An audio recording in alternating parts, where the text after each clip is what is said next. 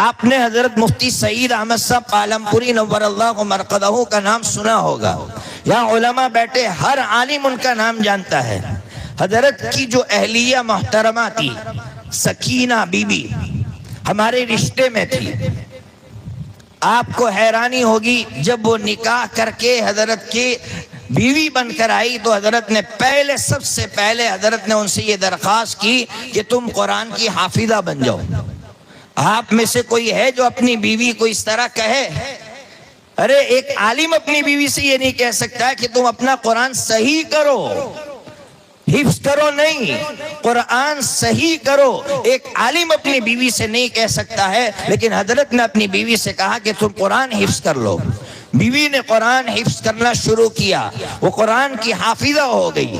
اور پھر سنیے، حضرت کی اہلیہ قرآن کی حافظہ ہوئی تو جتنی بہویں تھی، جتنی بیٹیاں تھی اور جتنے بیٹے تھے، سب نے حضرت کی اہلیہ کے پاس قرآن حفظ کیا ہے۔ یہ عورتوں کے لیے زندہ مثال ہے۔ ہمارے یہاں حضرت مفتی صاحب کے صاحبزادے پڑھتے ہیں، میں نے ان سے پوچھا تم نے حفظ کہاں کیا؟ کہ میں نے اپنی والدہ کے پاس قرآن حفظ کیا ہے۔ ایک عورت کی طاقت دیکھیے، ایک عورت عزم کر لیتی ہے کہ مجھے اپنے بچوں کی اچھی تربیت کرنی ہے، تو اس کی مثالیں تاریخ میں نہیں، یہ ماضی قریب کے اندر موجود ہے۔ اس لیے عورتیں ٹھان لیں کہ ہم اپنے بچوں کی شاندار تربیت کریں گے۔